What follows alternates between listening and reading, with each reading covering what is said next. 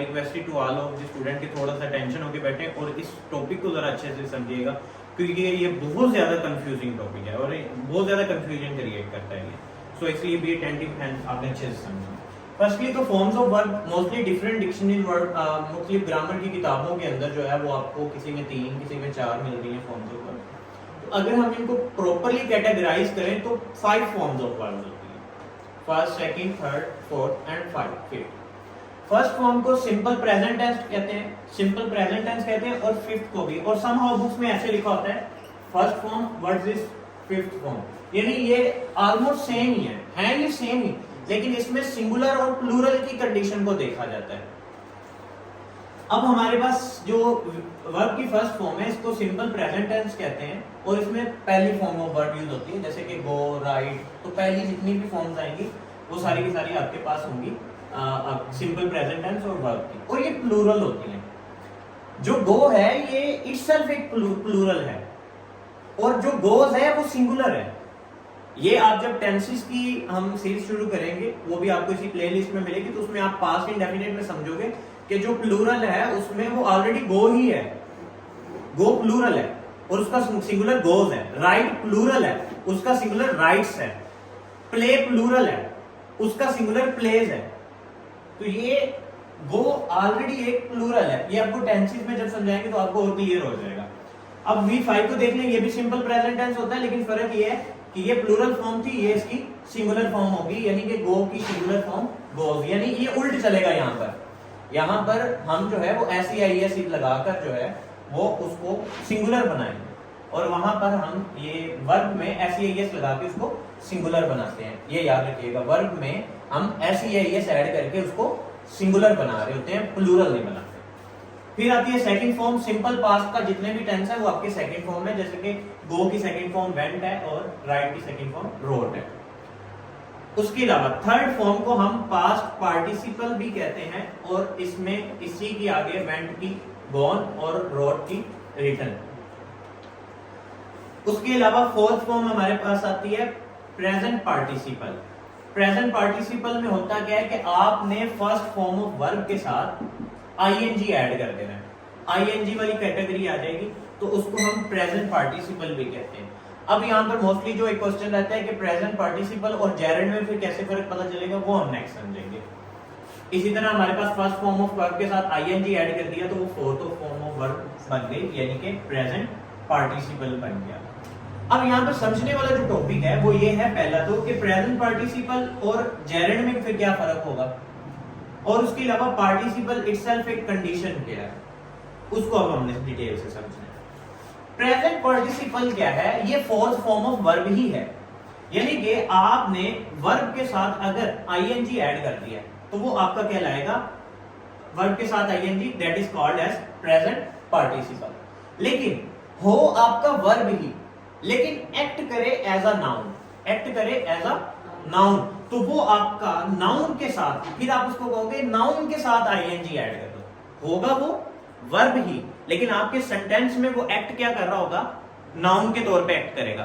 तो नाउन के तौर पे अगर वो एक्ट कर रहा हो और उसके साथ ING आ जाए तो वो जेरेंड है। जैसे मैं आपको बताता हूं, अभी आपको कंफ्यूजन होगी, जैसे कि रीडिंग ये वर्ब भी है, रीडिंग ये जेरेंड भी है। अब कैसे पता चलेगा कि ये प्रेजेंट पार्टिसिपल है या जेरेंड है, तो उसको हम अभी डिटेल से जरा एग्जांपल से समझते हैं। देखिए, जो वर्ब होता है वो क्या परफॉर्म कर रहा होता है, बेसिकली एक्शन परफॉर्म कर रहा होता है। वर्ब क्या परफॉर्म कर रहा होता है, एक्शन परफॉर्म कर रहा होता है। नाउन तो नहीं ना कोई एक्शन परफॉर्म करता। अब जरा समझिएगा जेरेंडी में, रीडिंग इज बेनिफिशियल। अब यहां पर रीडिंग जो है, एक तो ट्रिक ये भी है, रीडिंग यहां पर एक्ट कर रही है एज अ सब्जेक्टिव केस के तौर पर, सब्जेक्ट के तौर पे एक्ट कर रही है। तो सब्जेक्ट हमेशा नाउन होता है या प्रोनाउन होता है, यानी कि यहां पर नाउन के साथ ING लगा हुआ है, इट्स मीन ये हमारे पास जेरेंड की कंडीशन में जाएगा। इसके अलावा आप जरा इसको समझो कि रीडिंग इज बेनिफिशियल, पढ़ना जो है वो बेहतर है, ठीक है। अब यहां पर एक सवाल करते हैं आपसे, आपको जेरेंड की कंडीशन को क्लियर करने के लिए, कि जो रीडिंग है, पढ़ना, वो बेनिफिशियल है। तो रीडिंग को अगर आप यहां पर कह दो कि यहां पे ऐड आप एक वर्ड कर दो कि एक्टिविटी के तौर पर, the activity the activity of reading is beneficial, the activity of reading is beneficial, the activity of reading is beneficial. अगर ये प्रॉपर बन रहा है तो ये आपकी जेरेंट की कंडीशन में चला जाएगा, ठीक है। और यहां पर जो रीडिंग है वो कोई काम नहीं है, ये सिर्फ आपकी हॉबी को बताया जा रहा है। मैं मिसाल के तौर पर आपसे पूछा तो बेटा आपकी हॉबी क्या है, तो ये कहते हैं गार्डनिंग, गार्डनिंग मेरी हॉबी है। अब ये कोई काम नहीं कर रहा, ये सिर्फ अपनी क्या बता रहा है, हॉबी बता रहा है ना, काम तो नहीं ना कर रहा। अब जैसे मैं कह दूं कि स्विमिंग इज माई हॉबी, तैरना मेरी हॉबी है, तो मैं तैर तो नहीं ना रहा हूं, कोई एक्टिविटी तो नहीं ना कर रहा हूं, लेकिन ये सिर्फ मेरी क्या प्रेजेंट कर रहा है, हॉबी को रिप्रेजेंट कर रहा है। इसी तरह यहां पर लिखा है कि रीडिंग इज बेनिफिशियल, रीडिंग बेहतर है या रीडिंग जो है वो मुफीद है, पढ़ तो नहीं ना मेरा, एक्टिविटी तो नहीं ना कर रहा, तो इट्स वक्त इट्स मीन ये एक्टिविटी नहीं हो रही, तो ये चला जाएगा नाउन की कैटेगरी में। तो नाउन के साथ आईएनजी अगर आएगा तो वो क्या बन जाएगा आपका जेरेंट। थोड़ा थोड़ा समझ, थोड़ा सा क्लिक हुआ है। अभी हम इसकी दूसरी फॉर्म भी देखते हैं, आपको क्लियर हो जाएगा। जैसे कि आई एम इंजॉइंग रीडिंग, जब मैं पढ़ता हूं तो मैं इंजॉय करता हूं, पढ़ तो नहीं ना रहा, अभी पढ़ तो नहीं ना रहा, तो इट्स मीन कि आपने देखना है कि एक्टिविटी परफॉर्म हो रही है कि नहीं हो रही। अगर एक्टिविटी परफॉर्म हो रही है तो वो चला जाएगा प्रेजेंट पार्टिसिपल में, और अगर एक्टिविटी परफॉर्म नहीं हो रही तो वो चला जाएगा आपका जेरेंट की कंडीशन। अब दूसरे दे देते हैं, अली इज रीडिंग।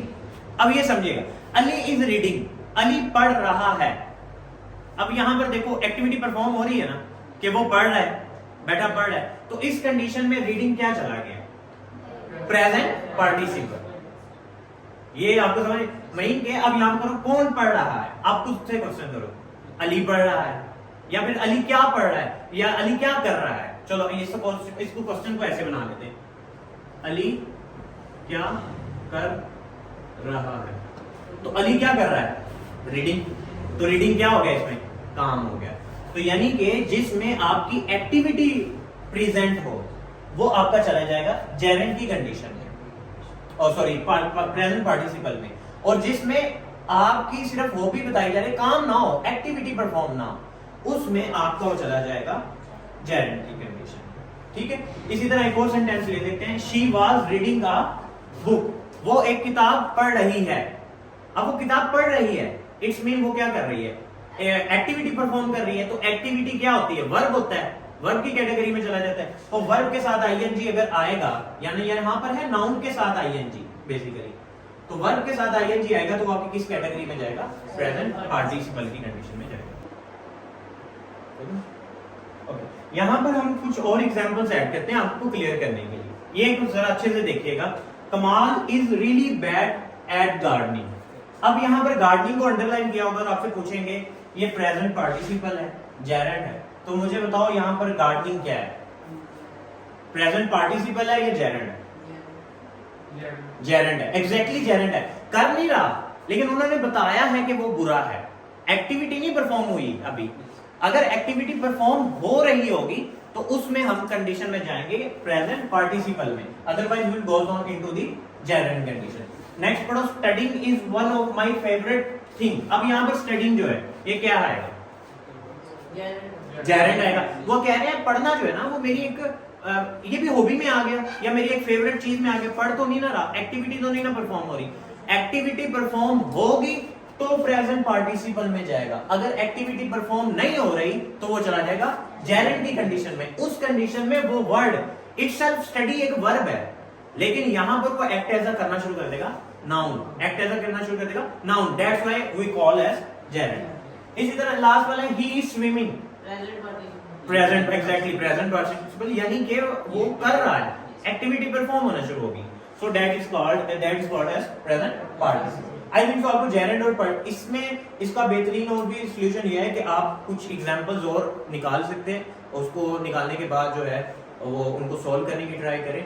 सो फिर भी आपके जहन में कोई भी क्वेश्चन राइज हो रहा है तो आप कमेंट सेक्शन में या हमारे व्हाट्सएप चैनल के थ्रू भी AA साइंस अकेडमी ऑफिशियल के नाम से, तो वहां पे भी आप क्वेश्चन पूछ सकते हो। लेकिन मकसद क्या है, समझना है और अच्छे से समझना है ताकि आपको इसका कोई ना कोई बेनिफिट हो। नेक्स्ट जितने भी एंट्री एग्जाम्स आते हैं उसमें जेरेंट का क्वेश्चन लाजमी पूछा जाता है। इवन 9th की क्लास के 10th की क्लास के first year and second year में भी जेरेंट और प्रेजेंट पार्टिसिपल को बड़ा अच्छे से पूछा जा रहा होता है। सो ये लाजमी चीज होगी। एक और टॉपिक इसमें बड़ा ज्यादा इंपॉर्टेंट है, that is past participle. Itself ये थर्ड फॉर्म ऑफ वर्ब होती है जो कि मोस्टली हमारे प्रेजेंट परफेक्ट, पास्ट परफेक्ट या फ्यूचर परफेक्ट वगैरह के टेंसेस में इस्तेमाल होती है। लेकिन अब कैसे पता चलेगा? समहाउ क्या करते हैं कि वो अंडरलाइन कर देते हैं और ये पूछते हैं कि ये है क्या, पास्ट पार्टिसिपल है भी कि नहीं है।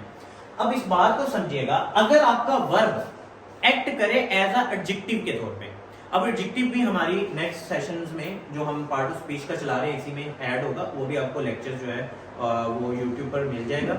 एंड बट मैं इसमें थोड़ा सा आपको गाइड कर देता हूँ कि एडजेक्टिव होता क्या है। एडजेक्टिव बेसिकली बेटा नाउन की मॉडिफिकेशन कर देता है। नाउन की क्या कर देता है? मॉडिफिकेशन। जैसे कि एक एग्जांपल के तौर पर यह है बोर्ड, यह है बोर्ड, लेकिन कौन सा बोर्ड है? White board. अब जो व्हाइट है उसने बोर्ड को थोड़ा सा और क्या कर दिया? मॉडिफाई कर दिया, एक्सप्लेन कर दिया, तो जो व्हाइट है वो बन गया एडजेक्टिव। ठीक है।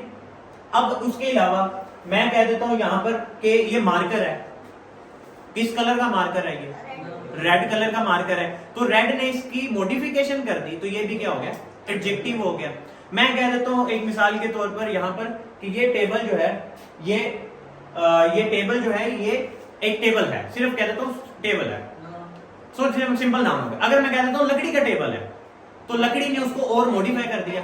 या फिर मैं कह देता हूं लोहे का टेबल है, आयरन का टेबल है। सो नाउन को मॉडिफाई करने वाला क्या होता है? एडजेक्टिव। सो यहां पर आपने सिर्फ ये चेक करना है कि मॉडिफिकेशन जो कर रहा हूं, जो क्या कर रहा हूं? मॉडिफिकेशन। आपकी बात में मॉडिफिकेशन, बाकी इसका डिटेल लेक्चर आपको पूरे एक लेक्चर की फॉर्म में मिल जाएगा यूट्यूब पर हमारे इसी चैनल पे जो है वो प्लेलिस्ट में आपको मिल जाएगा। यहां पर जो वर्ब है वो मॉडिफिकेशन कर रहा होगा। यहां पे वर्ब क्या कर रहा होगा? Modification. Not act like a verb, that will B act like a modification. ठीक है, वो मॉडिफिकेशन कर रहा होगा नाउन की, तो वो बन जाएगा हमारे पास पार्टिसिपल। जैसे कि एक एग्जांपल ले लेते हैं यहां पर, ब्रोकन चेयर। अब ब्रोकन को इटसेल्फ देखो, ब्रोकन क्या है? तोड़ना। और ये ब्रोक की थर्ड फॉर्म है। ब्रोक की थर्ड फॉर्म क्या है? Break, broke, broken. तो ये थर्ड फॉर्म है तो ये वर्ब, लेकिन ये मॉडिफिकेशन कर रहा है। यानी कि चेयर है, अब मैं कहता हूं चेयर, फिर मैं कहता हूं टूटी हुई चेयर, तो उसकी मॉडिफिकेशन होगी कि नहीं होगी? होगी। अब जो टूटी हुई चेयर है यानी ब्रोक है, ब्रोक इटसेल्फ वर्ब है, लेकिन ये मॉडिफाई कर रहा है आगे जाके, किसको? नाउन को मॉडिफाई कर रहा है, तो ये बन जाएगा पार्टिसिपल। अब समझ आई? थोड़ा थोड़ा क्लियर होगा। इसके अलावा एक और एग्जांपल ले लेते हैं। यहां पर आ रिटन रिपोर्ट। मैं कह देता हूं, जस्ट मैं कह देता हूं अपने टीचर को कि मुझे एक रिपोर्ट बना के देनी है आपने। ठीक है। अब वो रिपोर्ट मैंने अभी नहीं कहा, अगर मैं कह देता हूं कि लिखी हुई रिपोर्ट बनानी है, तो अब जो लिखना है, राइट करना है, ये उस बात को और क्या कर रहा है? मॉडिफाई कर रहा है कि नहीं कर रहा? तो मॉडिफाई करने वाले वर्ड को हम क्या कहते हैं? एडजेक्टिव। क्या कहते हैं? ऐसे कहा था ना, ऐसे बिल्कुल हमने ऐसे कहा था। अब इटसेल्फ ये रिटन को अलग देखोगे तो क्या ये वर्ब नहीं है? Write, wrote, written third form of verb भी है। मेरी बात सुन लो बेटा, कि अगर आपका वर्ब मॉडिफिकेशन का काम करना शुरू कर दे, आपका वर्ब क्या काम करना शुरू कर दे? मॉडिफिकेशन का काम करना शुरू कर दे, तो वो आपका बन जाएगा पार्टिसिपल। और पास्ट पार्टिसिपल इसलिए कह रहे हैं क्योंकि ये थर्ड फॉर्म ऑफ लेके आ रहा है। थर्ड फॉर्म लेके आ रहा है ना, write, wrote, written, third form लेके आ रहा है। इसी तरह एक और ले आते हैं, एक ले लेते हैं एग्जांपल। ये मुझे आपने करवानी है, ये वाली एग्जांपल, ये क्लास वाली। Close door. अब मैं कहता हूं सिर्फ डोर, बंद दरवाजा। ठीक है। अब मैं कह दिया बंद दरवाजा, क्लोज डोर, तो क्लोज ने उसको क्या कर दिया? थोड़ा सा मॉडिफाई कर दिया। क्लोज इटसेल्फ है क्या? वर्ब है। ठीक है ना, क्लोज, क्लोज्ड, क्लोज्ड, तो वर्ब है, लेकिन यहां पर काम क्या कर रहा है? एडजेक्टिव का काम कर रहा है, मॉडिफिकेशन का काम कर रहा है, तो ये बन जाएगा पार्टिसिपल। आई थिंक सो आपको कुछ ना कुछ तो यहां तक क्लियर हुआ होगा। हो गया क्लियर? अब ये लास्ट में बस एक एग्जांपल करवा दो, फिर हम अपने लेक्चर को वाइंड अप करते हैं। The developed country should help the developing country। अब मुझे आपने इसमें बताना है कि जो हमारे पास पार्टिसिपल है, पास्ट पार्टिसिपल है, वो क्या है? अब देखो जरा यहां पर, अब यहां पर जो डिवेल्प है ये इटसेल्फ एक वर्ब भी है। डिवेल्प की second form develop, third form develop. ठीक है, लेकिन आगे आप चेक करो तो ये एक नाउन है। कंट्री एक नाउन है कि नहीं है? मुल्क नाउन है। कौन सा नाउन बनेगा वैसे? कंट्री कौन सा बनेगा नाउन, कॉमन नाउन या proper noun? Common noun, exactly.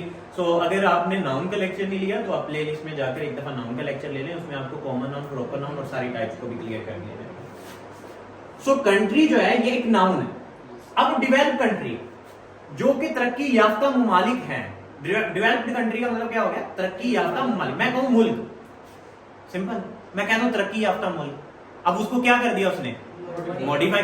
ऐसा वर्ग जो अपने आगे आने वाले नाउन को मॉडिफाई करना शुरू कर दे, that will be goes on into the past participles. Clear हो रहा है थोड़ा सा? अब यहां पे डेवलपिंग कंट्री है, ये कोई बता दें क्या है डेवलपिंग कंट्री, क्या होगा? एग्जैक्टली जेरेंड होगा। कैसे, देखो जरा, पहली तो बात है आईएनजी आ गया तो आपके जहन में फौरन से जाना चाहिए या तो प्रेजेंट पार्टिसिपल होगा या तो जेरेंड होगा। अब आप दूसरी कंडीशन में जाओ, क्या आप चेकआउट करना शुरू करो ये एक्ट ऐसा यहाँ पर नाउन की कैटेगरी में जा रहा है कि वर्ब की कैटेगरी में जा रहा है? तो ये नाउन की कैटेगरी में जा रहा है यहाँ पर, क्योंकि उसके आगे भी नाउन है और उसको मॉडिफिकेशन में मदद कर रहा है ये बेसिकली। तो that's why gerund to goes on to the gerund. So gerund और प्रेजेंट पार्टिसिपल, पास्ट पार्टिसिपल, ये इतने इंपॉर्टेंट टॉपिक है बेटा, इतने इंपॉर्टेंट टॉपिक है। अगर अभी भी आपको कंफ्यूजन राइज हो रही है यूट्यूब पे देखने वाले व्यूअर्स को या फिजिकल क्लास में आपको भी, सो आप जाके एक दफा यूट्यूब पे लाजमी लेक्चर लीजिएगा, एक दफा रोकिएगा और 2 मिनट के लिए पॉज लीजिएगा और सोचिएगा, फिर आगे पढ़िएगा, तो आपको ये बिल्कुल क्लियर हो जाएगा। 1-2 दफा आप इसको रिवाइज कर लोगे तो आपको ये टॉपिक बिल्कुल अच्छा क्लियर हो जाएगा। And I requested from all of you, मैं हमेशा अपने लेक्चर में एक मोटिवेशन की लाइन लाजमी ऐड करता हूँ, तो आज के लिए मैं आपको एक कहूँगा कि बेटा सिर्फ पढ़ो नहीं, सीखो और कुछ अलग सीखो। ये दुनिया इस वक्त भेड़ चाल में लगी हुई है, एक ही जगह पे लगी हुई है। मेरे पास इतनी एग्जांपल्स हैं मैं आपको बताने के लिए कि नंबर्स ऑफ एग्जांपल्स मेरे पास इस वक्त मौजूद है, मैं आपको बता सकता हूँ। आप लोग सिर्फ एक ही एजुकेशनल डिग्री के पीछे भागते रहोगे ना तो आपको कभी कुछ नहीं बनेगा। इसकी बेस्ट एग्जांपल है, रिसेंटली यहाँ पर हमारे जो है वो एग्जाम हुआ है टैक्सेशन ऑफिस का, एक्साइज एंड टैक्सेशन ऑफिस में कांस्टेबल की भर्तियां आई हुई थी, जिनका हार्डली स्केल 9 से 10 स्केल होता है, 7, 8, 9, 10 स्केल के होते हैं। उनकी इतनी कोई सैलरी पैकेज भी नहीं होता। और टोटल सीट्स थी हमारे उकाड़ा के अंदर 1, साहिवाल में 2 और पाकपतन में भी 2, टोटल थी 5 सीट और अप्लायर आया हुआ था 12,000। आपने अपनी लाइफ को अगर एक ही भेड़ चाल में लेके चलना है ना तो आने वाली जिंदगी में आपका भी कंपटीशन 12,000 में से 1 का होगा, और वो एक सीट जिसको हम कुछ नहीं कह सकते कि ये किसके पास जानी है। सो भेड़ चाल से निकलो, अपने आप को सीखने की तरफ लेके आओ, कुछ ना कुछ सीखो। आपके पास आपके कंपेटिटर्स के अलावा कुछ अलग लर्निंग के लिए होना चाहिए, वरना आपने एमए, एमएससी, एमफिल, पीएचडी करके भी इन भेड़ चाल वाली लाइनों में लगना है और हर जगह पर सैचुरेशन बहुत ज्यादा है। सीखने की तरफ आओ, कुछ सीख लो, थोड़ा सा सीख लो, थोड़ा थोड़ा करके सीख लो। लाजमी नहीं है कि एक रात में जो है आपने कुछ ना कुछ है, थोड़ा थोड़ा करके सीखो, लेकिन कुछ ना कुछ अलग सीखो, स्किल्स की तरफ आओ। ये English grammar is also one of the skills. मैं खुद ये आपको गारंटीड बात कह सकता हूं कि आप सिर्फ पढ़ते जाओ और प्रॉपरली ग्रामर भी ना आती हो, आपके एनटीएस एग्जाम हो, आपको ग्रामर के कुछ भी नहीं पता होना, क्योंकि आपने ग्रामर सीखी ही नहीं है कभी। सो स्किल्स की तरफ आए, कुछ स्किल्स लर्निंग की तरफ आए, ताकि आप सिर्फ एक ही स्टडी के पीछे लगते रहेंगे तो आपका कुछ नहीं बनेगा। Thank you so much. अगर आपको लेक्चर पसंद आया तो लाइक वगैरह कर दें, इससे इंकरेज हमारी हौसला अफजाई होती है और इससे बेहतर से बेहतर करने की ट्राई करते हैं हम। और चैनल को सब्सक्राइब कर लें ताकि आपको आने वाली हर नई वीडियो मिल जाए और आप उससे लर्न करें। लाजमी टाइम निकाला करें और सीखा करें। Thank you so much. Allah.